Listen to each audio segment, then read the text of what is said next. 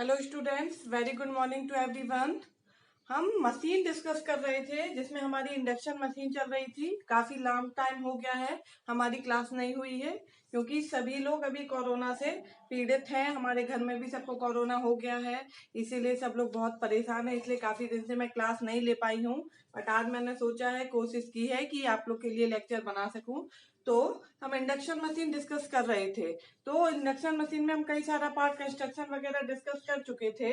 आज हम डिस्कस करने वाले हैं equivalent circuit of three phase induction motor. Okay, कि जो हमारा जैसे अपन ने ट्रांसफार्मर में पढ़ा था कि इक्विवेलेंट सर्किट हम कैसे ड्रॉ करते हैं, वैसे ही हम, क्योंकि हमने पढ़ा था, दोनों का हम कंपैरिजन पढ़ चुके थे कि थ्री फेज इंडक्शन मोटर और ट्रांसफार्मर में क्या सिमिलरिटीज होती हैं, क्या डिफरेंसेस होते हैं। तो थ्री फेज इंडक्शन मोटर और ट्रांसफार्मर ऑलमोस्ट सिमिलर से ही होते हैं। ठीक है, तो हम उसमें इक्विवेलेंट सर्किट जैसे हमने देखा था ट्रांसफार्मर में, वैसे ही हम क्या कर रहे हैं, थ्री फेज इंडक्शन मोटर में देख रहे हैं कि कैसे इक्विवेलेंट सर्किट हमारा ड्रॉ होगा। ओके सभी लोग अपना अपना कृपया ध्यान रखें। सभी लोग कोरोना से जो भी प्रिकॉशंस है उनको लेके रखें, दवाइयां लेते रहें, भाप वगैरह लेते रहें और अपने अपने घर में सुरक्षित रहें। ठीक है, जब हम सुरक्षित रहेंगे, स्वस्थ रहेंगे, तभी हम आगे पढ़ाई कर पाएंगे। तो सबसे पहले अपना ध्यान रखें, उसके बाद आप पढ़ाई भी करें और हमारे साथ पढ़ाई करते रहें। ओके, तो आज हम डिस्कस करने वाले हैं क्या, equivalent circuit of three phase induction motor. तो जो इंडक्शन मोटर होता है उसमें दो पार्ट होते हैं मोस्टली, एक होता है स्टेटर और एक क्या होता है हमारा रोटर। ओके, तो सबसे पहले अपन बात करते हैं स्टेटर सर्किट मॉडल की।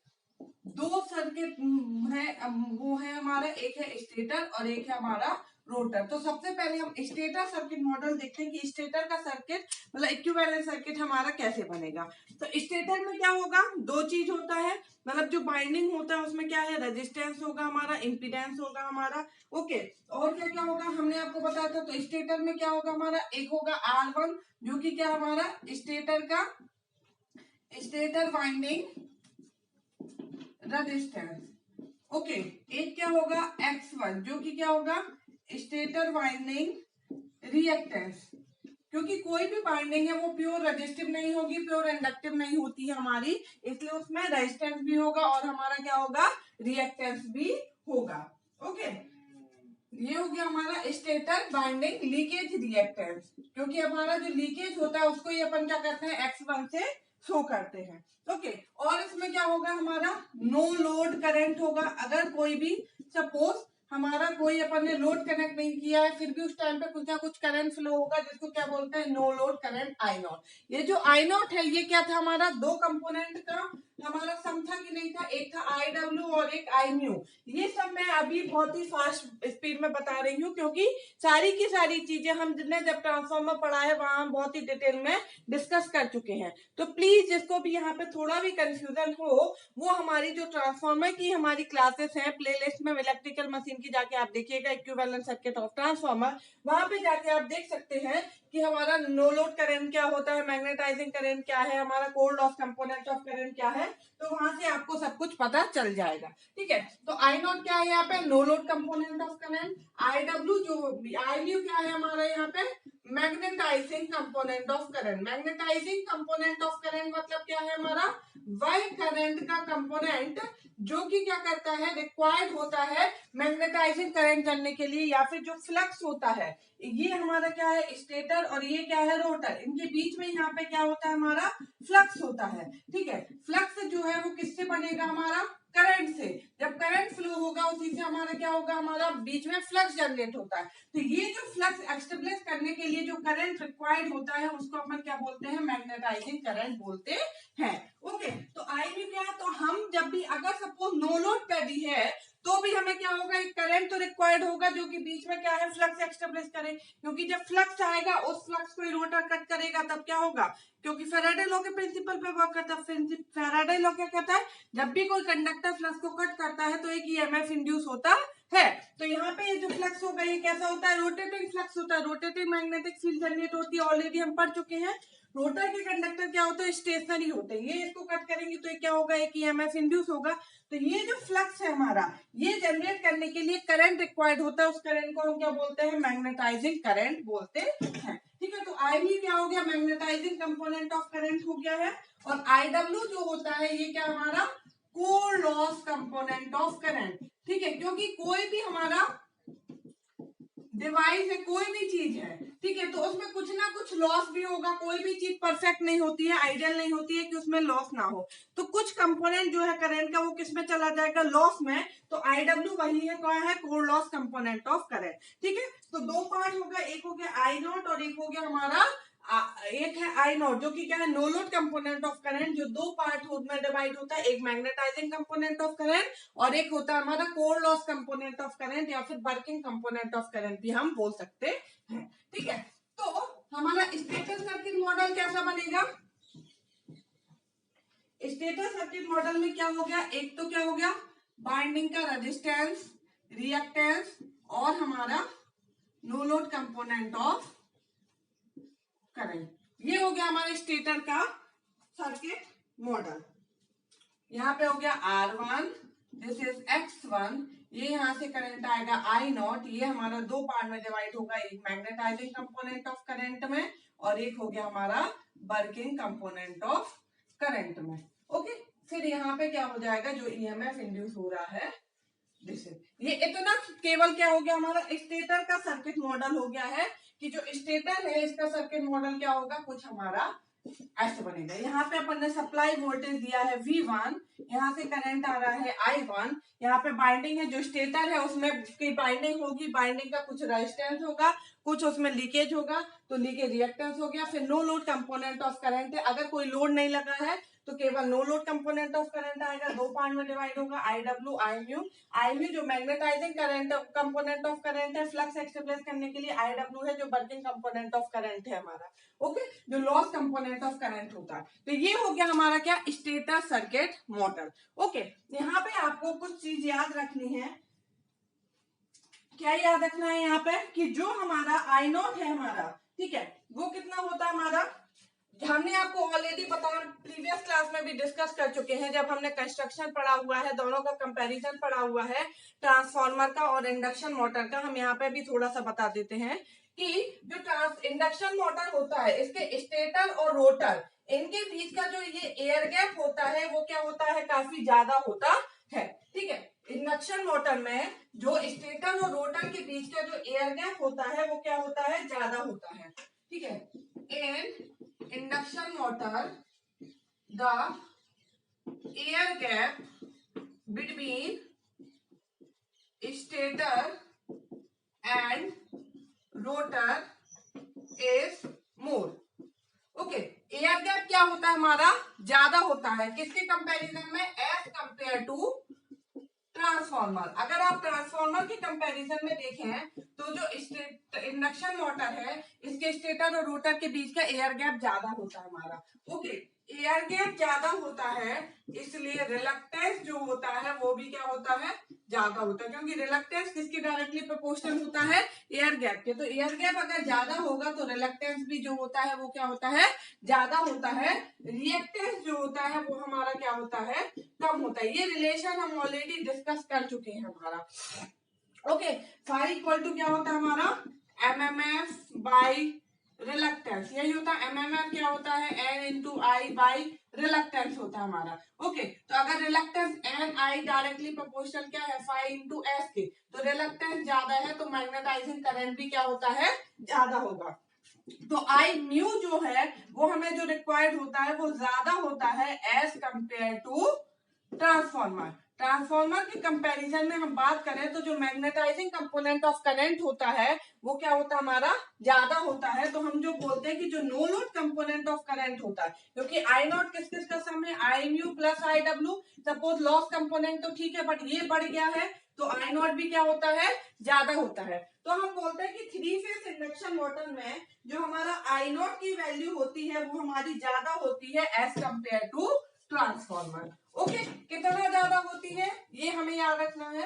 तो जो हमारा आई नॉट की वैल्यू होती है वो होती है हमारी 25 to 40% of rated current, okay. ये होता है इन केस ऑफ इंडक्शन मोटर। और ट्रांसफार्मर में वही बात करें हम, तो ट्रांसफार्मर में आई नॉट की वैल्यू कितनी होती है, 2 to 4%, okay, 2 to 5% of rated current. तो ये वाली वैल्यू आपको याद रखना है, ठीक है। ये पूछ लिया जाता है कि जो इंडक्शन मोटर होता है उसमें no load component of current कितना होता है, तो 25 to 40% होता है रेटेड करंट का, जबकि ट्रांसफार्मर में कितना होता है, 2 to 5% होता है हमारा रेटेड करंट का। क्यों होता है, क्योंकि दोनों के बीच में जो स्टेटर और रोटर है उनके बीच का जो एयर गैप होता है वो 3-फेज इंडक्शन मोटर में ज्यादा होता है। एयर गैप ज्यादा होने के कारण रिलक्टेंस ज्यादा होता है, रिलक्टेंस ज्यादा होने के कारण मैग्नेटाइजिंग कंपोनेंट ऑफ करंट की वैल्यू क्या होती है, बढ़ जाती है। और आई म्यू बढ़ेगा तो आई डॉट नॉट भी बढ़ जाता है। तो ये बहुत ही इंपॉर्टेंट पॉइंट है, इसको आप नोट कर लीजिएगा और इसको आप बहुत अच्छे से याद रखिएगा कि जो no load component of current होता है वो 2 to 5% होता है of rated current in case of transformer, and in case of induction motor it is 25 to 40%। Okay, तो सॉरी, ये हो गया हमारा स्टेटर का सर्किट मॉडल। अब हम डिस्कस करते हैं रोटर सर्किट मॉडल में कि रोटर में क्या क्या होगा। तो रोटर में क्या है, रोटर में भी बाइंडिंग है, कंडक्टर से, कंडक्टर ही क्या है हमारा, कंडक्टर के जो अरेंजमेंट होते हैं उनको हम क्या बोलते हैं, बाइंडिंग बोलते हैं, ठीक है। तो जो रोटर है उसमें क्या होगा, उसमें भी हमारा क्या होगा, रोटर का बाइंड रेजिस्टेंस होगा, रोटर का क्या होगा, रिएक्टेंस होगा हमारा, ओके। अभी जो ये हमारा स्टेटर है ये किस फ्रीक्वेंसी पर रन कर रहा था, फ्रीक्वेंसी एफ पे, ओके। बट जो रोटर होता है हमारा वो क्या होता है, उसकी फ्रीक्वेंसी क्या होती है, वेरी हो जाती है हमारा। जो रोटर की अगर अपन बात करें, अपन ने स्टेटर का डिस्कस कर लिया, अब अपन डिस्कस करते हैं rotor circuit model, okay. Rotor की अगर अपन बात करें तो अपन देखेंगे कि स्टैंड स्टिल कंडीशन अगर रुका हुआ है, मतलब क्या है, स्थिर है, तो इस टाइम पे क्या होगा हमारा, एट स्टैंड स्टिल कंडीशन। अगर अपन स्टैंड स्टिल कंडीशन की बात करें तो इस टाइम पे एनआर की वैल्यू क्या होगी, 0। एनआर क्या हमारा, रोटर की स्पीड, रोटर घूम ही नहीं रहा है तो एनआर क्या होगा हमारा, 0, ओके। स्लिप हमने आपको बताया था, स्लिप क्या होता है, NS minus NR by NS, यही होता कि नहीं। यहाँ पे अगर एनआर आप 0 रखेंगे तो क्या हो जाएगा हमारा, स्लिप की वैल्यू क्या आ जाएगी, 1, ओके। तो स्टैंड स्टिल कंडीशन में अगर आप बात करें तो स्लिप क्या होती है हमारी, 1 होती है हमारी, ओके। एफ आर जो है रोटर की फ्रीक्वेंसी है वो क्या होती है, एस इंटू एफ। तो अगर स्टैंड स्टिल है, अभी रुका हुआ है, तो यहाँ पे एस क्या होगा, 1 होगा, तो F R equal to F होगा in case of standstill condition, ठीक है। स्टैंड स्टिल कंडीशन में जो फ्रीक्वेंसी रोटर की फ्रीक्वेंसी होती है वो किसके बराबर होती है, सप्लाई फ्रीक्वेंसी के बराबर होती है, ओके। बट जब रोटर क्या करने लगता है, घूमने लगता है, तो उसकी फ्रीक्वेंसी क्या होती है, वेरी करती है। रोटर की फ्रीक्वेंसी जो होती है हमारी एफ आर, वो क्या होती है, equal to S into F होती है। तो इसके चक्कर में क्या होता है, जो भी हमारा, जैसे अपन ने जब ट्रांसफार्मर में पढ़ा था, तो ट्रांसफार्मर क्या था, एक कांस्टेंट फ्रीक्वेंसी डिवाइस था। प्राइमरी साइड लो चाहे हम सेकेंडरी साइड लो, जो फ्रीक्वेंसी थी वो हमारी क्या थी, सेम थी। बट यहाँ पे फ्रीक्वेंसी क्या होती है, वेरी हो जाती है। स्टेटर की फ्रीक्वेंसी कुछ और रहती है और रोटर की फ्रीक्वेंसी कुछ और रहती है हमारी, ठीक है। तो फ्रीक्वेंसी वेरी होने के कारण जो जो भी हमारे टर्म्स हैं जो फ्रीक्वेंसी पर डिपेंड करते हैं, जैसे कि ईएमएफ हो गया हमारा, लीकेज रिएक्टेंस हो गया, उनकी वैल्यू भी क्या होती है हमारी, वेरी हो जाती है, ओके। जैसे ईएमएफ, ई जो होता है हमारा वो क्या होता है, जो इंडक्शन मोटर होता है वो हमारा सेम या सिंक्रोनस के जैसा ही होता है हमारा। तो यहाँ पे जो ईएमएफ इक्वेशन होती है वो क्या होती है, E equal to 4.44 F5 N into K W, okay. K W जो है यहाँ पे वो क्या है हमारा, बाइंडिंग फैक्टर। ये जब हम सिंक्रोनस पढ़ेंगे वहां हम डिटेल में पढ़ेंगे कि के डब्ल्यू जो बाइंडिंग फैक्टर है वो क्या होता है, पिच फैक्टर और डिस्ट्रीब्यूशन फैक्टर के मल्टीपल के बराबर होता है। पिच फैक्टर क्या होता है, डिस्ट्रीब्यूशन फैक्टर क्या होता है, ये हम वहां पर डिटेल में डिस्कस में पढ़ेंगे, ठीक है। तो यहाँ पे भी बाइंडिंग होती है तो हम एक फैक्टर ले लेते हैं के डब्ल्यू, जो कि क्या है, बाइंडिंग फैक्टर है, ओके। 4.44 कांस्टेंट है, एफ यहाँ पे क्या है, फ्रीक्वेंसी। अभी हम स्टेटर साइड अगर ले तो E1 होगा, तो फ्रीक्वेंसी क्या होगी यहाँ पे, एफ सप्लाई फ्रीक्वेंसी। 5 क्या है हमारा, फ्लक्स पर पोल, ओके। KW हो गया हमारा बाइंडिंग फैक्टर, एन क्या है हमारा स्पीड। ओके ओके सॉरी, ये हमारा है नंबर ऑफ टर्न्स। तो ये हो गया हमारा E1। अगर हमारा मतलब सप्लाई साइड जो है स्टेटर साइड का, ये हमारा स्टेटर इंड्यूस्ड EMF। अगर हम रोटर साइड की बात करें तो क्या होगा, वो E2 क्या हो जाएगा 4.44 F, यहाँ पे क्या आ जाएगा FR। अब रोटर की फ्रीक्वेंसी होगी क्योंकि रोटर का EMF इंड्यूस देखना है 5N इंटू KW। ये N1 है तो यहाँ पे क्या होंगे N2। हमारे नंबर ऑफ टर्न्स जो हमारा स्टेटर साइड है और ये क्या हो जाएंगे रोटर साइड। टर्न्स मतलब जितना हमारा कंडक्टर रोटेट करेगा उसका बाइंडिंग का लेना है। ओके, तो यहाँ पे FR इक्वल टू क्या होगा S इंटू FS होगा। तो यहाँ पे हम क्या लिखेंगे, अगर 4.44 FR की जगह SF 5N इंटू KW। अगर सपोज अपन ने ले लिया कि N1 इक्वल टू क्या है हमारा N2 है, तो ये क्या हो जाएगा हमारा E2 इक्वल टू क्या हो जाएगा हमारा S इंटू E1। ओके, अगर 4.44 F यहाँ पे सेम है, 5 फ्लक्स सेम ले रहा है, बाइंडिंग फैक्टर सेम है, तो क्या हो जाएगा E2 equal to S E1। अपन ऐसे ही लिखते हैं, अपन ये लिखते हैं कि E2 S इक्वल टू क्या होता है S into E2 not. Okay, मतलब सपोज स्टैंड स्टिल कंडीशन की बात करें तो यहाँ पे क्या होगा E2 नॉट से डिनोट करें। स्टैंड स्टिल कंडीशन में S क्या होगा 1 होगा, तो ये हो गया E2 नॉट। और अगर अपन एट स्लिप पे बात करते हैं कि स्लिप पे हमारा हो रहा है तो उसको अपन डिनोट करेंगे E2S से, तो ये क्या हो जाएगा 4.44 F into 5 into N into KW। तो E2S बराबर क्या हो जाएगा S into E2 not. Okay, यहाँ पे ये E2 नॉट है स्टैंड स्टिल कंडीशन के केस में कि सपोज जब हमारा रन नहीं कर रहा है तो क्या होगा हमारा EMF, और जब रन कर रहा है तब क्या होगा, ये है हमारा रनिंग कंडीशन में। तो जो हमारा EMF होता है वो क्या होता है हमारा वेरी हो जाता है। हमारा E2S इक्वल टू क्या हो जाएगा हमारा S इंटू E2 नॉट। ठीक है,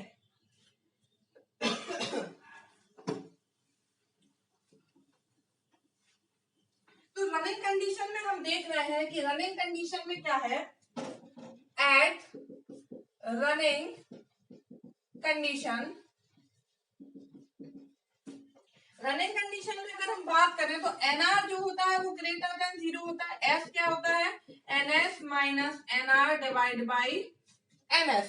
ओके, S की वैल्यू जो होती है वो लेस देन होती है क्या 1 से क्या होती है कम होती है। तो FR इक्वल टू क्या है S इंटू F है, ये लेस देन 1 होती है, तो ये भी क्या होगा हमारा लेस देन 1 होगी। लेस देन फ्रिक्वेंसी जो हमारी सप्लाई फ्रिक्वेंसी है उससे क्या होगी हमारी कम होती है। तो जो हम E की बात करें E2 की बात, वो क्या है हमारा S इंटू E2 होता है। तो EMF इंड्यूस जो होता है रनिंग कंडीशन में वो E2S, अभी हमने देखा क्या होता है, जो EMF है वो स्केल हो जाता है किस फैक्टर से S से। तो आपको ये याद रखना है कि रनिंग अगर स्टैंड स्टिल कंडीशन है तो E2S बराबर E2 नॉट होगा, बट एट रनिंग कंडीशन में E2S बराबर क्या होता है S इंटू E2 नॉट। मतलब किस फैक्टर से स्केल हो जाता है, मल्टीप्लाई हो जाता है एस फैक्टर से। ठीक है, तो आपको ये याद रखना है कि रनिंग कंडीशन में जो हमारा EMF है वो एस से स्केल हो जाता है। क्यों? क्योंकि वो फ्रीक्वेंसी पे डिपेंड करता है। जो जो भी फैक्टर फ्रीक्वेंसी पे डिपेंड करेंगे वो एस फैक्टर से स्केल हो जाएंगे। जैसे अपन देखेंगे रिएक्टेंस एक्स क्या होता है हमारा अगर अपन लीकेज रिएक्टेंस की बात करें, leakage reactance at standstill condition, अगर अपन स्टैंड स्टिल कंडीशन में लीकेज रिएक्टेंस की बात करें, ठीक है, तो X2 इक्वल टू क्या होता है हमारा 2 पाई FL2। Okay, stand still condition की बात कर रहे हैं तो इस टाइम पे फ्रीक्वेंसी क्या रहेगी F। ठीक है, बट अगर अपन रनिंग कंडीशन की बात करें कि जब हमारा घूमने लगा है तो रनिंग कंडीशन में जो हमारा F है वो क्या हो जाएगा S इंटू F हो जाएगा हमारा। तो X2 इक्वल टू क्या हो जाएगा 2 पाई SFL2। ओके, ये X2 नॉट लिख लेते हैं, X2S है। रनिंग कंडीशन मतलब स्लिप भी आ जाएगी, तो X2S बराबर क्या हो जाएगा यहाँ पे S इंटू X2 नॉट। तो ये भी किस फैक्टर से स्केल्ड हो गया है S से। तो जहां जहां भी फ्रीक्वेंसी का फैक्टर आता है वो क्या करता है S फैक्टर से हमारा क्या हो जाता है स्केल्ड हो जाता है। बट अपन रेजिस्टेंस की बात करें R2। क्या यहाँ पे इसमें फ्रीक्वेंसी आती है रेजिस्टेंस में? नहीं आती। इसलिए रेजिस्टेंस जो होता है वो इंडिपेंडेंट होता है ऑफ स्लिप के। चाहे अपन रनिंग कंडीशन की बात करें चाहे स्टैंड स्टिल कंडीशन की बात करें, दोनों केस में रेजिस्टेंस क्या रहता है? R2 रहता है। ठीक है, तो E2 चेंज हो जाएगा, E2S बराबर क्या हो जाएगा? S into E2 not. X2S बराबर S इंटू X2 नॉट हो जाएगा हमारा। ठीक है, बट जो रेजिस्टेंस होता है R2 वो क्या होता है? दोनों कंडीशन में सेम रहता है। ओके, तो हम रोटर इंपीडेंस की अगर बात करें तो रोटर इंपीडेंस क्या होगा हमारा? रोटर इंपीडेंस क्या होता है? Z2 इक्वल टू क्या हो जाएगा हमारा? R2 plus JX2। ओके, अगर हम स्टैंड स्टिल कंडीशन में बात करें, स्टैंड स्टिल कंडीशन में तो Z2 बराबर क्या होगा? R2 plus JX2। और अगर हम रोटेटिंग कंडीशन में बात करें, रनिंग कंडीशन में, तो क्या हो जाएगा? R2 plus JSX2। होगा कि नहीं होगा? क्योंकि रनिंग कंडीशन में क्या आता है हमारा? स्लिप भी आ जाता है। तो Z2 इक्वल टू क्या हो जाएगा? अंडर रूट R2 का स्क्वायर प्लस SX2 का होल स्क्वायर। ये क्या हो गया हमारा? Rotor impedance at running condition. और एंगल क्या हो जाएगा हमारा? tan inverse SX2 by R2। ऐसे निकालते हैं ना अपन, एंगल क्या निकालते हैं? हमारा इमेजिनरी पार्ट डिवाइड बाय हमारा रियल पार्ट। तो ये हो गया हमारा क्या? Total impedance. अगर अपन करंट की बात करें तो करंट क्या होगा हमारा? करंट जो है हमारा I2 वह क्या होगा हमारा? E2 by Z2। यही होगा स्टैंड स्टिल कंडीशन में। तो स्टैंड स्टिल कंडीशन में क्या होगा? E2 by R2 plus JX2।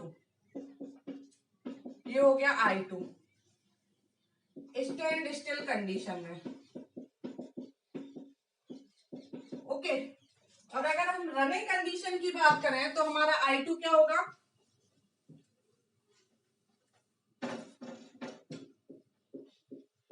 Running condition में I2 हम किस से डिनोट कर देते हैं? I2 डैश से। तो वो क्या हो जाएगा? E2 by R2 plus JSX2।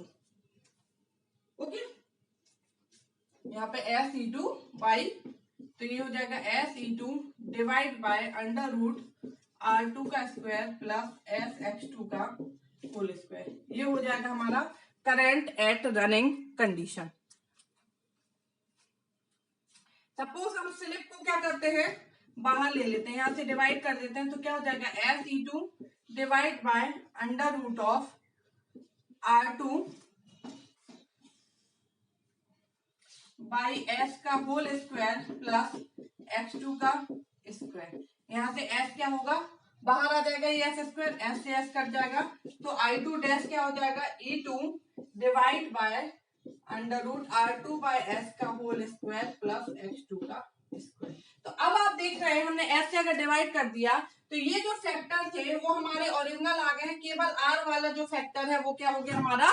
Change हो गया। वो किस में आ गया है? R2 बाई S में। ठीक है, और यहाँ पे आप एंगल अगर लेंगे अपन तो क्या हो जाएगा? tan inverse X2 by R2 by S। तो या तो आप इस फॉर्म में ले सकते हैं या फिर इस फॉर्म में SX2 के फॉर्म में ले लें। तो यहाँ पे E2 और X2 दो फैक्टर जो होंगे वो S से स्केल्ड होंगे, और S से डिवाइड कर देंगे तो केवल एक फैक्टर होगा R2 जो कि हमारा क्या होगा? S से स्केल्ड होगा। ओके, तो अब हम देखते हैं कि रोटर सर्किट मॉडल कैसे बनेगा।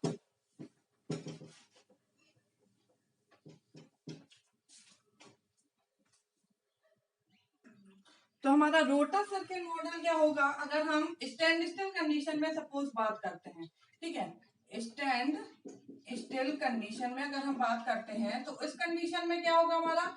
E2 होगा, X2 होगा एंड R2 होगा। तो हम इसको कैसे बनाएंगे? R2 X2, ये हो गया हमारा E2 and this is I2 R2 and X2। Okay, but अगर हम रनिंग कंडीशन की बात करते हैं तो रनिंग कंडीशन में हमारा E2 जो हो गया वो क्या हो जाएगा? SE2 नॉट x2 जो हो जाएगा s, वो क्या हो जाएगा s इंटू x2 नॉट, और r2 तो हमारा क्या रहेगा, r2 ही रहेगा। ठीक है, तो हम कैसे डिनोट करेंगे, ये हमारा कुछ ऐसे बनेगा r2, और ये हो जाएगा x2s, ये हो जाएगा I2 डैश, और ये हो जाएगा हमारा E2s। ओके, ये x2s को हम क्या लिख सकते हैं, s into x2 not. Okay, ये हो जाएगा हमारा एट फ्रीक्वेंसी f1 पे, ये हो जाएगा हमारा किस फ्रीक्वेंसी पे, एट फ्रीक्वेंसी fr। अगर हम इसी को फ्रीक्वेंसी एफ पे बनाना चाहें, मतलब जो हमारा सप्लाई फ्रीक्वेंसी है उस पे बनाना चाहें, तो हम क्या करेंगे, इनको डिवाइड बाय एस कर देंगे। E2s यहाँ पे क्या है, s इंटू E2 नॉट है, तो हमारा सर्किट कैसा बनेगा, कुछ हमारा ये ऐसे बनेगा, ये हो जाएगा R2 बाई एस, ये हो जाएगा X2 नॉट, और ये हो जाएगा यहाँ पे E2 नॉट, और ये हो जाएगा हमारा I2। ओके, तो जो हमारा ये हो गया इस रोटर का सर्किट मॉडल, और इसके पहले हम क्या कर सकते हैं, इसके पहले हम स्टेटर का सर्किट मॉडल ड्रॉ कर चुके हैं। इसी को और हम क्या बना सकते हैं, ये जो हमारा R2 बाई एस है, ये हमारा टोटल रेजिस्टेंस है जिसमें हमारा क्या होता है, पावर जाता है। अब जो हमारा टोटल पावर है वो हमारा दो पार्ट में डिवाइड होता है। एक होता है हमारा जो R2 है वो हमारा दो पार्ट में डिवाइड रहता है। एक होता है हमारा क्या, कॉपर लॉस रजिस्टर, मतलब जो हमारा टोटल पावर है वो दो पार्ट में होता है। एक होता है कॉपर लॉस के फॉर्म में, और एक जो होता है वो हमारा होता है mechanical load register, mechanical load register. ठीक है, जो हमारा टोटल रेजिस्टेंस है वो दो पार्ट में डिवाइड होता है, एक कॉपर लॉस के फॉर्म में और एक होता है हमारा मैकेनिकल लोड रजिस्टर। तो अगर हम R2 बाई एस को चाहे, R2 बाई एस, तो इसको चाहे तो हम इस तरीके से भी लिख सकते हैं, R2 into 1 minus S by S. आप देखिए इसको आप सॉल्व करिए तो हमारा यही आएगा, एस आपने ले लिया यहाँ पे एलसीएम, ये हो गया R2 माइनस एस R2, ये कट गया, ये आया R2 बाई एस, आया कि नहीं। तो हम R2 बाई एस को इस फॉर्म में भी लिख सकते हैं। हम इस फॉर्म में लिखते हैं तो ये हमारे दो कंपोनेंट होते हैं जो हमारे इस R2 बाई एस के कंपोनेंट है। ये जो R2 है ये है हमारा कौन सा component, copper loss register component है, और ये वाला जो है वो है हमारा क्या, mechanical load register component. Okay, तो ये हमारे दो पार्ट में डिवाइड होते हैं, मतलब इतना पार्ट जो है हमारा यहाँ, जो हमारा टोटल पावर आ रहा है, जो हमारा टोटल पावर इनपुट है, एयर गैप पावर जो हमारा इनपुट है जो रोटर में जा रहा है, तो आउटपुट में तो क्या है हमारे यहाँ क्या है, इंडक्शन मोटर है, मतलब इलेक्ट्रिकल को मैकेनिकल में कन्वर्ट कर रहा है। तो मैकेनिकल यहाँ पे क्या है, जो टॉर्क डेवलप हो रहा है, जो हमारा इलेक्ट्रिकल पावर है वो टोटल का टोटल पावर जो हमारा लॉस में चला जाएगा। तो एक कंपोनेंट है जो कि लॉस में जाएगा, वो क्या लाएगा, कॉपर लॉस कंपोनेंट, और एक है जो कि मैकेनिकल लोड रजिस्टर कंपोनेंट कहलाता है, जो है R2 into 1 minus S by S. Okay, तो जो हमारा रोटर सर्किट मॉडल है इसको हम इस तरीके से डिनोट कर सकते हैं। कैसे बना सकते हैं रोटर सर्किट मॉडल, और ये हो गया x नॉट R2, और यहाँ पे ये हमारा R2, तो ये वाला जो रहेगा ये क्या रहेगा, वेरिएबल रहेगा R2 1 minus S by S, क्योंकि ये स्लिप पे डिपेंड कर रहा है, और स्लिप क्या हमारा वेरिएबल है, इसलिए ये हमारा वेरिएबल हो गया। ये हमारा R2 है, ये X2 है, यहाँ पे E2 है, और ये हमारा क्या है, I2 डैश है। ओके, ये है हमारा टोटल स्टेटर सर्किट मॉडल, और हमारा क्या हो गया है, रोटर सर्किट मॉडल। अब हम देखते हैं कंप्लीट इक्विवेलेंट सर्किट मॉडल क्या होगा हमारा, स्टेटर और रोटर दोनों को मिला के कंप्लीट इक्विवेलेंट सर्किट मॉडल क्या होगा। तो अगर हम इसको रोटर जो है उसको हम स्टेटर साइड रेफर कर लेते हैं तो हमारा क्या होगा, तो रोटर का क्या है, R2 जो है वो क्या हो जाएगा हमारा, R2 डैश बन जाएगा, रोटर साइड रेफर करेंगे। तो हमने आपको पहले बताया है जब ट्रांसफॉर्मर पढ़ाया है कि हम जब रेफर करते हैं, जिस साइड रेफर करते हैं उसके नंबर ऑफ टर्न्स ऊपर आते हैं, और जहां से रेफर करते हैं उसके नीचे आते हैं। तो यहाँ पे क्या आ जाएगा, N1 बाई N2 का होल स्क्वायर इंटू R2। ठीक है, N1 बाई N2 का होल स्क्वायर इंटू R2। यहाँ पे हम N1 बाई N2 जो है इसको A से डिनोट कर देते हैं, N1 by N2 equal to A से नोट कर देते हैं, तो R2 डैश क्या हो जाएगा a स्क्वायर इंटू R2। ठीक है, ऐसे ही अगर X2 डैश देखेंगे तो क्या हो जाएगा a square into X2। E2 dash जो होगा वो होगा a इंटू E2। ठीक है, I2 डैश जो होता है वो जाएगा E2 बाई a, क्योंकि आपको पता है N1 bye N2 equal to होता है V1 bye V2 equal to I2 bye I1। तो यहाँ पे जो रिलेशन होता है ये अपोजिट होता है। ये ऑलरेडी ट्रांसफॉर्मर की क्लास में बहुत डिटेल में डिस्कस कर चुके हैं, तो वहां से आप लोग देख लीजिएगा। तो ये हो गया equivalent circuit refer to stator side. ठीक है, स्टेटर साइड ले जा रहे हैं, जिस साइड ले जाएंगे, किस साइड ले जा रहे हैं, स्टेटर साइड रेफर कर रहे हैं। तो जिस साइड ले जाएंगे उसके नंबर ऑफ टर्न्स ऊपर, जहां से ले जाएंगे उसके नीचे। अगर रोटर साइड ले जाते तो यही क्या हो जाता हमारा R1 डैश बनता, जो कि क्या हो जाएगा R1 into N2 bye N1 का होल स्क्वायर। जिस साइड ले जाएंगे उसके नंबर ऑफ टर्न्स ऊपर, जहां से ले जाएंगे उसके नीचे। ठीक है, अब हम इसका कंप्लीट इक्विवेलेंट सर्किट बना लेते हैं स्टेटर और रोटर का मिला के। तो कंप्लीट इक्विवेलेंट सर्किट हमारा कैसे बनेगा, स्टेटर का वाइंडिंग रेजिस्टेंस, रिएक्टेंस, ओके। फिर यहाँ पे दो कंपोनेंट थे,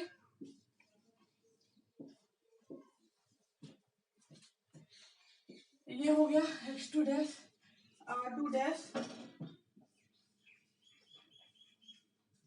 ये हो गया हमारा R2 dash into 1 minus S by S mechanical load component. R2 dash हो गया, X2 डैश हो गया, X1 है, R1 है, यहाँ से आया V1 that is I1, I not, ये हो गया I mu and this is I W.